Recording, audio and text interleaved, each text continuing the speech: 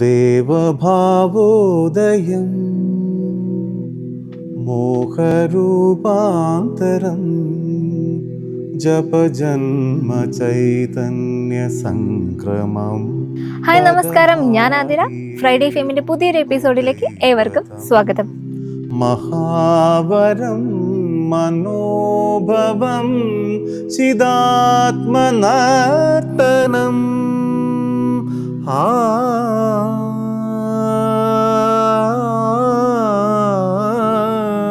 ഇന്ന് നമ്മോടൊപ്പമുള്ളത് പ്രശസ്ത സംഗീത സംവിധായകനും ഗായകനുമായ ശ്രീ നന്ദു കർത്തയാണ്. Welcome to Friday fame. ഈ ക്ലാസിക്കൽ കോമ്പോസിഷൻസ് ഹാർമണി അറേഞ്ച് ചെയ്യുന്ന എളുപ്പമാണെന്ന് തോന്നും, പക്ഷെ കുറച്ച് കോംപ്ലിക്കേറ്റഡ് ആണ്. കാരണം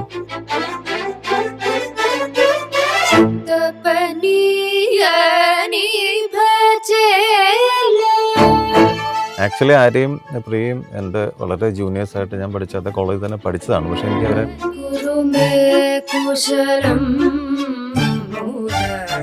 സാറിന്റെ ലേറ്റസ്റ്റ് ആയിട്ടുള്ള ഫിലിം എന്ന് പറയുന്നത് ദേശക്കാരൻ എന്ന മൂവിയാണല്ലോ. അതിന്റെ വിശേഷങ്ങളിലോട്ടൊന്ന് പോയാലോ? ദേശക്കാരൻ ഒരു നല്ല ഒരു ലേണിംഗ് പ്രോസസ്സായിരുന്നു. ദേശക്കാരനിൽ ബാക്ക്ഗ്രൗണ്ട് മ്യൂസിക് മാത്രമല്ല, 2 ചെറിയ പാട്ടുകളും കൂടി ഉണ്ട്. ബാക്ക്ഗ്രൗണ്ട് സ്കോറിൻ്റെ ഭാഗമായിട്ട് ചെയ്തതാണ്. ബാക്കി പാട്ടുകളൊക്കെ ചെയ്തിരിക്കുന്നത് നിഖിൽ പ്രഭ എന്ന് പറയുന്ന എൻ്റെ ഒരു ഫ്രണ്ടാണ്. നമുക്ക് പരിചയമുണ്ട്. അതായത് AR റഹ്മാൻ്റെ ശബ്ദത്തിലൊക്കെ പാടി വളരെ ഫേമസ് ആയിട്ടുള്ള ആളാണ്. അദ്ദേഹമാണ് പാട്ടുകൾ ചെയ്തത്. സ്കോറിന് ഇടയ്ക്ക് വലിയ 2 ഗ്യാപ്പുകളുള്ളതിൽ നമ്മൾ ലിറിക്കൽ മുണ്ടാഷ് ആക്കിയെന്നേ ഉള്ളൂ. അപ്പം അങ്ങനെ 2 പാട്ടുകളും കൂടി അതിനകത്ത് വന്നിട്ടുണ്ട്. ദേശക്കാരൻ എന്നെ വിളിക്കുന്നത് ബാബു രത്നം എന്ന് പറഞ്ഞ എഡിറ്ററാണ് അതിലേക്ക് പ്രൊജക്റ്റിലേക്ക് ഇൻവൈറ്റ് ചെയ്യുന്നത്. അപ്പോൾ കുറച്ച് ടഫായിട്ടുള്ളൊരു സ്കോറായിരുന്നു എന്ന് തന്നെ പറയാം. പ്രധാനമായിട്ട് എന്താണെന്ന് വെച്ചാൽ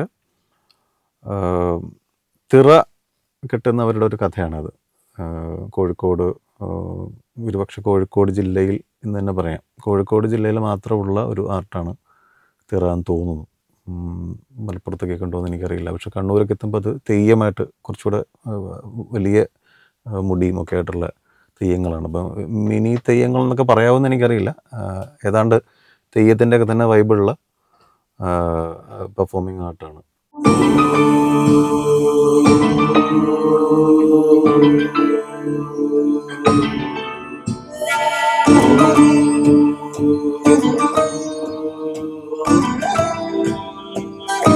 തിറ ആടുന്നവരുടെ ഒരു സ്റ്റോറിയും അതിൻ്റെ പിന്നിലുള്ള ചെറിയ പൊളിറ്റിക്സും ഒക്കെ അതിനകത്ത് വന്നു പോകുന്നുണ്ട്.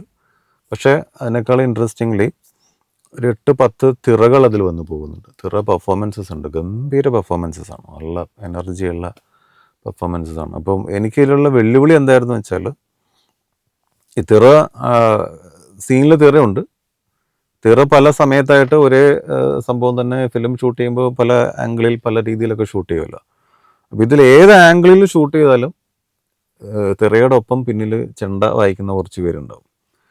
അപ്പം നമുക്ക് ഈ മ്യൂസിക് ചെയ്യുമ്പോൾ താളം എന്ന് പറഞ്ഞിട്ടൊരു സാധനം കൂടിയുണ്ട്. അപ്പം ഈ താളങ്ങളൊക്കെ സിങ്കാക്കിക്കൊണ്ട് വേണം ചെയ്യാൻ. അതുപോലെ എഡിറ്റിൻ്റെ സ്പീഡ് ഇടയ്ക്കിടയ്ക്ക് മാറും. കുറച്ച് ഒരു തിറ തുടങ്ങി അതൊരു ട്രാൻസിലേക്കൊക്കെ മാറുന്ന സമയമാകുമ്പോഴേക്കും അതിന് പതുക്കെ സ്ലോ മോഷനും കാര്യങ്ങളൊക്കെ വരും. അപ്പോഴേ നമ്മുടെ മ്യൂസിക്കിൻ്റെ താളം തെറ്റാൻ പാടില്ല. പിന്നിലുള്ള ചെണ്ടക്കാരുടെ കോലും അതുമായിട്ടും ഒരു സിങ്ക് ഉണ്ടായിക്കൊണ്ടിരിക്കണം. കുറച്ചങ്ങോട്ട് ചെന്ന് കഴിഞ്ഞാൽ പിന്നെ വലിയ കുഴപ്പമില്ല, നമുക്ക് മ്യൂസിക് കൊണ്ടുപോകാം. അപ്പോൾ പ്രധാനപ്പെട്ട വെല്ലുവിളി എന്ന് പറയുന്നത് ഈ 8, 9, 10 തിറകളൊക്കെ ഉണ്ടായിരുന്നു. 10 തിറകൾക്ക് സിങ്ക് ചെയ്ത്, എന്നാൽ ഒറിജിനൽ മ്യൂസിക് അല്ല അവർക്ക് വേണ്ടത്. ഒറിജിനൽ മ്യൂസിക് തിറയ്ക്ക് അങ്ങനെ ഒരുപാട് മ്യൂസിക്കൽ ആയിട്ടുള്ള അറേഞ്ച്മെൻറ്റുകളൊന്നും ഉള്ളതല്ല. പക്ഷെ അവർക്ക് വേണ്ടത് ഒരു സിനിമാറ്റിക് ആയിട്ടുള്ള സ്കോർ തന്നെയായിരുന്നു. വളരെ എനർജിയുള്ള സ്കോർ തന്നെയായിരിക്കും. പ്രത്യേകിച്ച് ഈ തിറ തെയ്യം എന്നൊക്കെ പറയുമ്പോൾ സ്വാഭാവികമായിട്ട് ഈ കാന്താരയുടെ ഒക്കെ ഉപമിക്കാൻ സാധ്യതയുണ്ട്. അപ്പോൾ അതൊരു ബെഞ്ച് മാർക്ക് പോലെയൊക്കെ വെച്ചിട്ട് മ്യൂസിക്കലി അല്ല, അതിൻ്റെ ക്വാളിറ്റി വൈസൊക്കെ നമുക്ക് അങ്ങനെ ഒരു കമ്പാരിസൺ വരും എന്ന് ആദ്യമേ തന്നെ ഉറപ്പുണ്ടായിരുന്നു. അപ്പോൾ ജോലിഭാരം വളരെ കൂടുതലായിരുന്നു. ഈ ഇത്തരം ടെക്നിക്കാലിറ്റീസിനുള്ളിൽ നിന്നുകൊണ്ട് മ്യൂസിക് കമ്പോസ് ചെയ്യണമായിരുന്നു.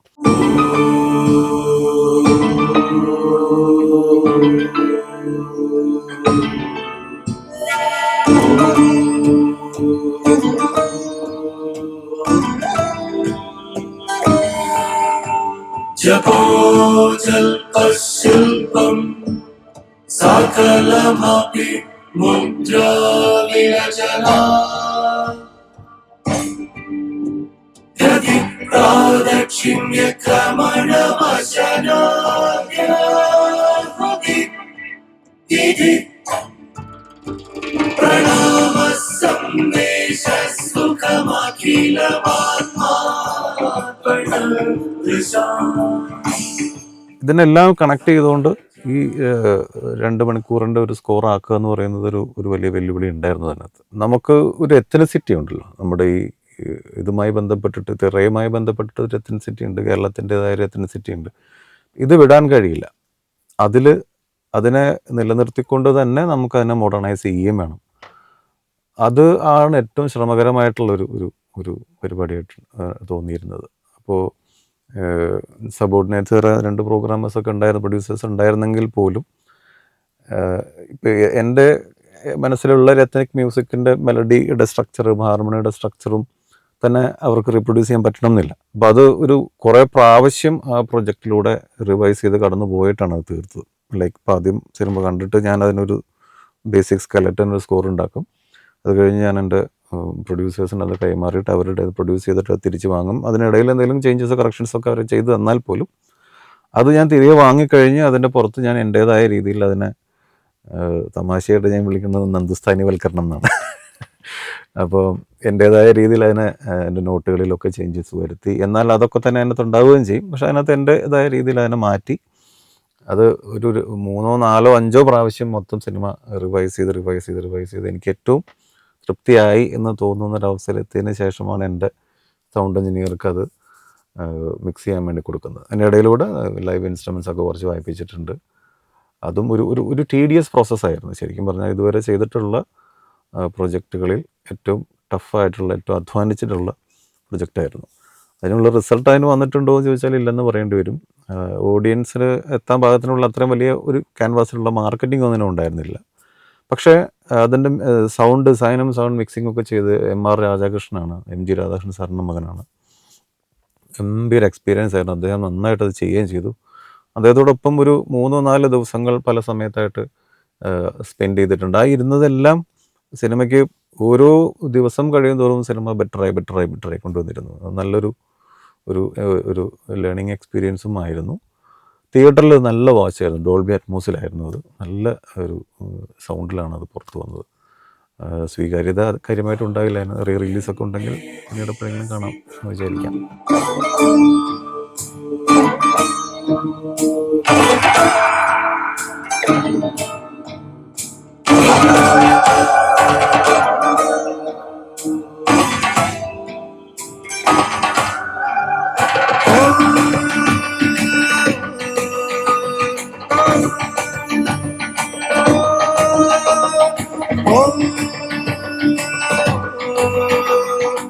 സർ, ഇതിൽ BGM കൂടാതെ 2 പാട്ട് കൂടി സാർ ചെയ്തിട്ടുണ്ടല്ലോ, ആ പാട്ടിലോട്ടൊന്ന് പോയാലോ?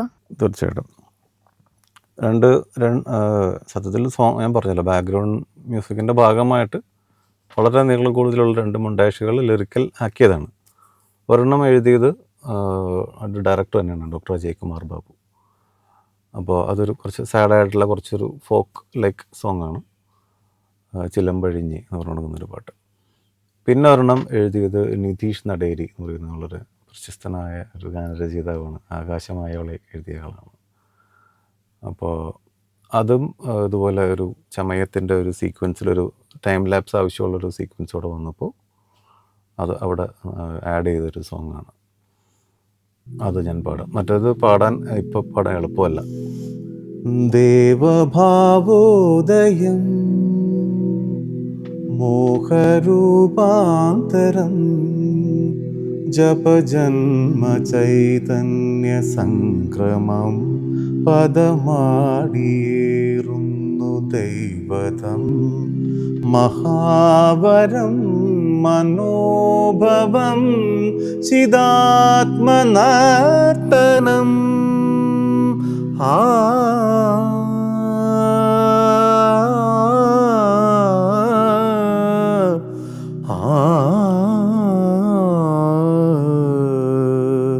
ദ്രുതതാളമൂലുന്നു നെഞ്ചകങ്ങൾ ജഗം ഭ്രമവേഗമാടുന്നു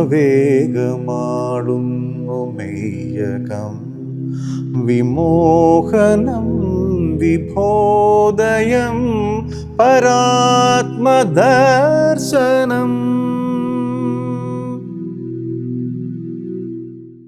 ഇപ്പൊ പറഞ്ഞ ഓൾമോസ്റ്റ് സോങ്ങും മെലഡി ബേസ് ആയിട്ടുള്ള സോങ് ആണല്ലോ.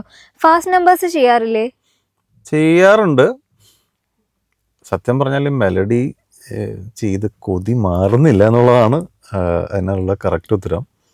ഇനിയും ഒരുപാട് മെലഡിയിൽ പല കാര്യങ്ങളും പഠിക്കാനുണ്ട്.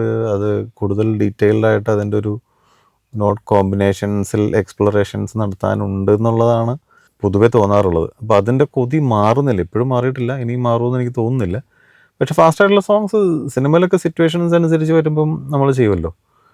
ഞാൻ ഒത്തിരി പാട്ടുകൾ അങ്ങനത്തെ പ്രോഗ്രാമിങ് ചെയ്തിട്ടുണ്ട്, ഒരുപാടെണ്ണം ചെയ്തിട്ടുണ്ട്. ഇഡിയൽസിൽ തന്നെയുണ്ട്, ചിക്ക് ചിക്ക് ചിറകിൽ വട്ടം ചുറ്റി പറക്കും എന്തിനാരേ എന്തിനാരേ, ഇത് ഞാൻ ചെയ്ത പാട്ടാണ്. അത് ക്വൈറ്റ് ഇൻട്രസ്റ്റിംഗ്ലി മലയാളത്തിലെ 3 അന്നത്തെ ഫേമസ് ആയിട്ടുള്ള മ്യൂസിക് കമ്പോസേഴ്സാണ് അത് പാടിയത്. ജാസി ഗിഫ്റ്റും ഷാൻ റഹ്മാനും ഒപ്പം വിജിബാലും. അങ്ങനെ ഒരു 3 പേരും. വിജിബാൽ ഇങ്ങനത്തെ ഒരു പാട്ടൊക്കെ പാടാൻ ആദ്യമൊക്കെ വിമുഖതയൊക്കെ കാണിച്ചു. ഞാൻ പാടി ശരിയാവുമോ എന്നൊക്കെയുള്ള സംശയം അദ്ദേഹത്തിനൊക്കെ ഉണ്ടായിരുന്നു. കാരണം വിജയ് അങ്ങനത്തെ പാട്ടുകൾ കമ്പോസ് ചെയ്യാറുണ്ട്, പാടാൻ ശ്രമിക്കാറില്ല. പക്ഷേ പാടി തന്നു. ഷാൻ പിന്നെ അത്തരം പാട്ടുകളൊക്കെ വളരെ കംഫർട്ടബിൾ ആയിരുന്നു, ജാസി ചേട്ടനും അതെ. അപ്പോൾ അങ്ങനെ പാട്ടുകൾ ചെയ്യാറുണ്ട്. പിന്നെ അലക്സേട്ടനൊക്കെ വേണ്ടിയിട്ട് പല പാട്ടുകളും അദ്ദേഹത്തിൻ്റെ തുറുപ്പ് ഗുലാൻ എന്ന് പറഞ്ഞ പാട്ടത്തിലെ ടൈറ്റിൽ സോങ് ഒക്കെ ഞാൻ പ്രോഗ്രാം ചെയ്തതാണ്. അപ്പോൾ എല്ലാം ചെയ്യാറുണ്ട്. ചോക്ലേറ്റ് എന്ന് പറഞ്ഞിട്ട് സിനിമയിലെ പാട്ട് ഞാൻ ചെയ്തിട്ടുണ്ട്. കുറേ സിനിമയ്ക്ക് അലക്സേട്ടന് വേണ്ടി കുറച്ച് പാട്ടുകൾ പ്രോഗ്രാം ചെയ്തിട്ടൊക്കെ ഉണ്ട്. വിജയുടെ തന്നെ കുറേ പാട്ടുകൾ ഫാസ്റ്റ് ആയിട്ടുള്ള സോങ്സ് ഒക്കെ ചെയ്തിട്ടുണ്ട്. പിന്നെ ഫണ്ണി സോങ്സും ഒക്കെ ഉണ്ടാവാറുണ്ട് ചിലപ്പോൾ ഒക്കെ. ആദ്യരാത്രി എന്നുള്ള സിനിമയുടെ പേര്, അജു വർഗീസും ഒക്കെ ഉള്ള വിജി മ്യൂസിക് ചെയ്ത അതിൽ പാട്ട് ഞാൻ പ്രൊഡ്യൂസ് ചെയ്തതാണ്. ആദ്യമായി കണ്ട ഒരു പാട്ടുണ്ടായിരുന്നു, നല്ല പാട്ടിന് തുടക്കം ഞാൻ മറന്നു. അത് ഞാൻ പ്രോഗ്രാം ചെയ്ത പാട്ടാണ്. കുറച്ച് ഫാസ്റ്റ് ആയിട്ടുള്ള പരിപാടിയാണ്, എന്നാലും ഒരു മെലഡി ഉണ്ട് അതിനകത്ത്. മെലഡിയസ് ആയിട്ടുള്ള സോങ് തന്നെയാണ്. പൊതുവെ മെലഡി ആണ് കൂടുതൽ ഇഷ്ടം. മെലഡി എക്സ്പ്ലോർ ചെയ്ത് ഇനിയും മതിയായിട്ടില്ല. എന്നാലും എന്ത് ടൈപ്പും എനിക്ക് ഇലക്ട്രോണിക് ഒക്കെ പരീക്ഷിക്കാൻ ഭയങ്കര ഇഷ്ടമാണ്. പക്ഷേ ആ വർക്കുകളൊന്നും വരാറില്ല, അങ്ങനത്തെ ആവശ്യങ്ങളൊന്നും അധികം വരുന്നില്ല. ഇനി ഞാനായിട്ട് കുറച്ച് ചെയ്താലോ എന്നൊരു ആലോചന ഇല്ലാണ്ടുമില്ല. സാറിൻ്റെ അപ്കമിങ് പ്രൊജക്ട്സ് ഏതൊക്കെയാണ്, അതൊന്ന് പറയാമോ? ഇനി റിലീസാവാൻ റെഡി ആയിട്ട് 1-2 ഉണ്ട്. അതിൽ പ്രധാനപ്പെട്ട ഒരെണ്ണം Y64 എന്ന് പേരുള്ളൊരു ഡോക്യുമെൻ്ററി ഉണ്ട്. അത് ജെയിൻ ജോസഫ് എന്ന പ്രശസ്ത ക്യാമറാമാനാണ്, അദ്ദേഹം ഡയറക്റ്റ് ചെയ്തതാണ്. അതാണ് ഇനി കുറച്ച് സീരിയസ് ആയിട്ട് ചെയ്തിട്ടുള്ളൊരു വലിയ പ്രൊജക്റ്റാണ്. ഒരു വർഷത്തോളം സമയം, ഒരു വർഷം മുഴുവൻ അത് സമയം എടുത്തിട്ടില്ല, 1 വർഷം മുമ്പ് തുടങ്ങിയ പ്രൊജക്റ്റാണ്. റീസെൻ്റ്ലി ഇപ്പോൾ അതിൻ്റെ ഒരു ഫെസ്റ്റിവൽ റണ്ണക്കോട്ടനെ ഇപ്പം ആരംഭിക്കും. അതാണ് ഒരു വലിയ പ്രൊജക്റ്റായിട്ടുള്ളത്, ഒരു ഡോക്യുമെൻ്ററി. പിന്നെ ഇനി ചെയ്യാനുള്ള ചിലതുണ്ട്. റഫീഖ് അഹമ്മദിൻ്റെ ഒരു പാട്ട് കുറേ കാലങ്ങളായിട്ട് പെട്ടിയിലിരിക്കുന്നുണ്ട്, അതൊന്ന് പ്രൊഡ്യൂസ് ചെയ്യാനുണ്ട്, ഫുള്ളായിട്ടില്ല, അത് ചെയ്യാനുണ്ട്. പിന്നെ ഞാൻ നേരത്തെ പറഞ്ഞ നമ്മുടെ വിജയലക്ഷ്മി ചേച്ചി തന്ന ഒരു 5 പാട്ടുകൾ ഇരിക്കുന്നുണ്ട്, അത് വലിയ താമസമില്ലാതെ അതിലേക്ക് കടക്കണം. ഇത്രയൊക്കെയാണ് നിലവിൽ മനസ്സിലുള്ള പ്രൊജക്റ്റുകൾ. സിനിമാ ലോകത്തെ വിശേഷങ്ങൾ ഇവിടെ അവസാനിക്കുന്നില്ല. അടുത്ത ആഴ്ച പുതിയൊരു അതിഥിയുമായി വീണ്ടും കാണാം. Bye bye. നീലാകാശപ്പൂക്കൾ നുള്ളാൻ നീയും പോരുന്നോ, ഈ കാടും മേടും പൂക്കും കാലം കാണാൻ പോരുന്നു. ഈ ലോകം സ്വന്തം വീടായി തോന്നും സ്നേഹക്കൂടാരം, ഈ ദൂരം നമ്മെ ഒന്നായി മാറ്റും മായാ സഞ്ചാരം.